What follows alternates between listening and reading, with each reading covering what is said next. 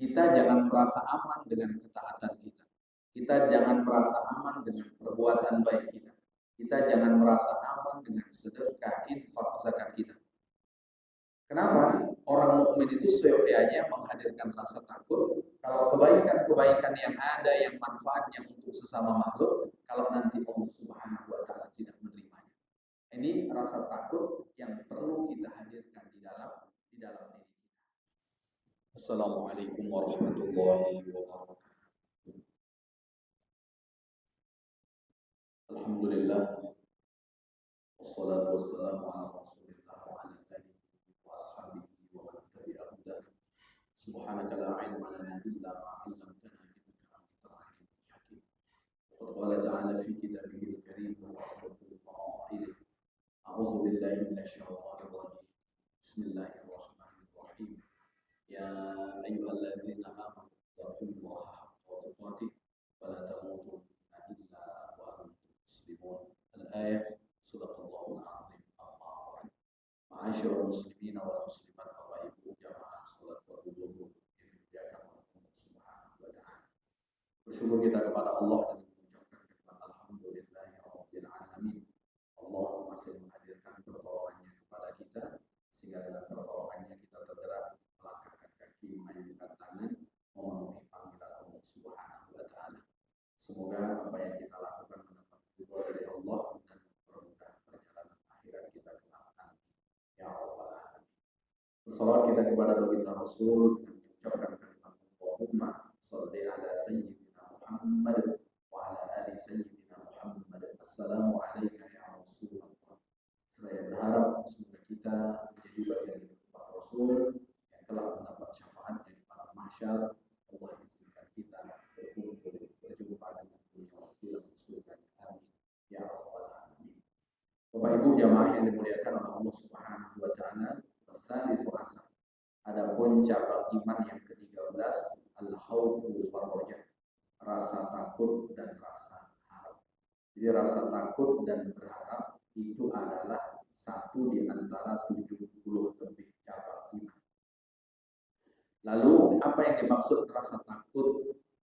Rasa takut itu alla ya'manal qalbul mu'min wa la taskunu rawatuhu walau kana indahu hasanati jami'il khalqi.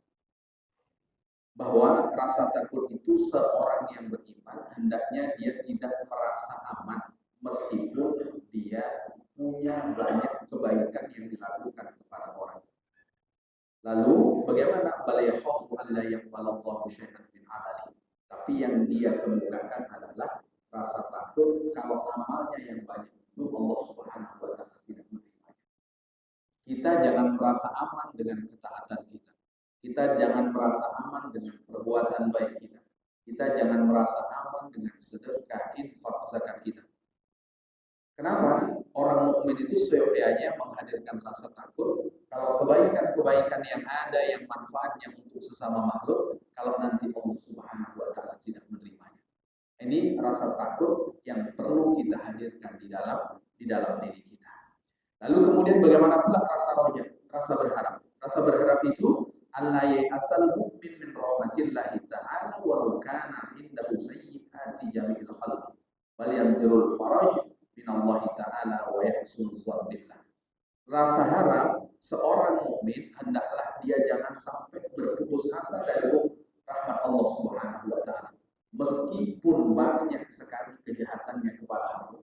Jadi sebanyak apapun kejahatan kita, sebanyak apapun dosa kita, sebanyak apapun kesalahan kita, jangan sampai kita putus dari berharap untuk mendapatkan rahmat dari Allah Subhanahu wa taala. Maka orang yang punya rasa takut dan yang punya rasa harap di antara orang yang telah akan selamat. Maka baginda Rasul sallallahu alaihi wasallam ketika menjenguk seseorang pemuda, wahwa indal maut, pemuda yang Rasulullah sallallahu alaihi wasallam jenguk waktu itu dia sedang sakit dan sakit hampir yang bersangkutan itu meninggal. Lalu kemudian Rasulullah sallallahu alaihi wasallam tanya, "Kaifa tajiduka?" Bagaimana aku bisa mendapati diri? Itu pertanyaan baginda Rasul sallallahu alaihi wasallam kepada seorang pemuda yang sedang sakit hampir meninggal. Lalu kemudian pemuda tadi menjawab, "Wallahi ya Rasulullah, inni arjullah. Demi Allah wahai Rasul, aku berharap kepada Allah Subhanahu wa taala. Yang dia harapkan apa? Yang dia harapkan adalah rahmat Allah Subhanahu wa taala meskipun dia masih muda, lalu kemudian dia akan menikah. Lalu kemudian pemuda tadi melanjutkan pernyataannya. Apa pernyataan beliau kepada baginda Rasul sallallahu alaihi wasallam? Wa inni akhafu dzunubi. Tapi yang aku takutkan menghadap Allah Subhanahu wa taala adalah dosa. Berarti ada rasa takut, lalu kemudian ada rasa. Lalu apa kata baginda Rasulullah sallallahu alaihi wasallam? La yajtami'ani fi qalbi 'abdin fi mithli hadzal mautin illa a'tahu Allah ma yarju wa amanahu mimma yakhaf. Kalau seandainya ada pada hati seseorang dua rasa ini, maka Allah Subhanahu wa taala akan mewujudkan apa yang dia harapkan dan Allah Subhanahu wa taala selamatkan dia dari rasa takutnya. Maka kalau orang membangun rasa takut di dalam diri, orang kemudian membangun rasa harap di dalam diri, termasuk orang yang Allah Subhanahu wa taala harapannya Allah akan hadirkan, rasa takutnya Allah Subhanahu wa taala akan selamatkan. Lalu para ulama ketika memberikan penjelasan tentang ini, Bapak Ibu yang dimuliakan oleh Allah Subhanahu wa taala, kapan seyogyanya kita banyak menghadirkan rasa harap?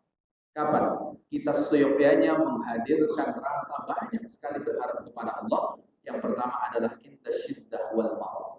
Kita dianjurkan untuk banyak menghadirkan rasa harap kepada Allah. Satu, ketika kita sedang susah, ketika kita sedang payah, ketika kita sedang sulit. Maka dalam keadaan seperti ini, banyakkanlah kita berharap kepada Allah Subhanahu wa taala dibanding rasa takut kita. Kalau sedang dalam keadaan sulit, itu yang perlu dibangun. Maka mohon maaf Bapak Ibu yang dimuliakan oleh Allah Subhanahu wa taala, saudara-saudara kita yang berada di Gaza, yang berada di Palestina, itu rasa harapnya luar biasa kepada Allah Subhanahu wa taala, meskipun secara hitungan sebetulnya tidak sebanding. Tapi harapnya kepada Allah Subhanahu wa taala mereka tinggikan. Kenapa? Karena pada waktu itu mereka sedang dalam keadaan sulit. Begitu juga kita, kalau sedang dalam keadaan sulit, maka yang paling kita tinggikan harapan kita kepada Allah Subhanahu wa taala. Mungkin Nabi Musa alaihissalam mencontohkan. Ketika Nabi Musa sudah berada di pinggir laut, di belakang ada Fir'aun dan sekutunya, di depan yang ada laut luas terbentang yang tak nampak pinggir. Tapi rasa harapnya kepada Allah Subhanahu wa taala dia tinggikan sehingga Allah Subhanahu wa taala menghadirkan pertolongan. Itulah orang ketika sedang sulit, ketika sedang susah, ketika sedang payah, dia jaga imannya dengan berharap kepada Allah Subhanahu wa taala totalitas, maka harapannya itu Allah Subhanahu wa taala akan mewujudkan. Lalu kemudian Bapak Ibu yang dimuliakan oleh Allah Subhanahu wa taala, kapan lagi rasa harap itu juga kita tinggikan ketika kita sedang dalam keadaan sakit. Saya ini dah sakit Pak Ustaz, sering sekali masuk rumah sakit. Nampaknya saya mati saja cocoknya Pak Ustaz. Nah, ini kan berarti dia tidak berharap besar kepada Allah Subhanahu wa taala. Orang itu kalau sakit, itu harap besarnya kepada Allah Subhanahu wa taala harus ditinggikan supaya dia cepat sembuh. Maka begitu juga kita ketika menjenguk orang sakit, motivasi agar kemudian dia punya harapan besar untuk sembuh. Jangan pula kebalikannya. Kita datang orang sakit, tetangga saya sakitnya sama dengan sakit Bapak. 3 hari setelah itu mati ya. Nah, ini berarti kita tidak memberi harapan kepada orang yang sedang sakit untuk kemudian bisa sembuh. Maka berharap besar kepada Allah Subhanahu wa taala, tinggikanlah, dominankanlah kapan? Ketika kita sedang sulit, lalu kemudian ketika kita sedang sakit. Tapi sebaliknya pula, Bapak Ibu yang dimuliakan oleh Allah Subhanahu wa taala, tinggikan takut kita kepada Allah Subhanahu wa taala. Takut kita kepada Allah kapan? Indar roh. Ketika kita sedang muda. Jangan sampai ketika sedang muda, sedang nikmat, sedang tidak ada gangguan, lalu kita tak menghadirkan rasa takut kepada Allah Subhanahu wa taala. Maka menghadirkan rasa takut meskipun kita bisa sholat, yang kita takutkan apa? Kalau sholat kita tidak diterima oleh Allah Subhanahu wa taala. Kita bersedekah, hadirkan rasa takut kalau kemudian sedekah kita tidak diterima oleh Allah Subhanahu wa taala. Maka menghadirkan rasa takut besar kepada Allah Subhanahu wa taala kapan? Ketika kita dalam keadaan lapang. Bahkan juga ketika kita dalam keadaan sehat. Sehat ini kadang Bapak Ibu melalaikan. Sehingga Rasulullah SAW menyebutkan nikmatani mahgurun fihi ma katsiru minan nas. Ada 2 nikmat di mana orang larut lalai dengan 2 nikmat tersebut. Apa di antara 2 nikmat yang sering membuat orang lalai larut Dalam nikmat tersebut, satu di antaranya sehat, nikmat sehat. Nikmat sehat ini kan kadang orang tidak menyadari. Sudah sakit, baru kemudian, oh nikmat sehat itu ternyata luar biasa. Ternyata sehat itu tidak membuat kita aman. Kenapa? Karena sehat satu di antara nikmat yang Allah akan minta pertanggungjawaban ketika nanti di pengadilannya Allah akan tanya alam sahih laka jismak, bukankah dahulu ketika hidup aku telah mensehatkan badan.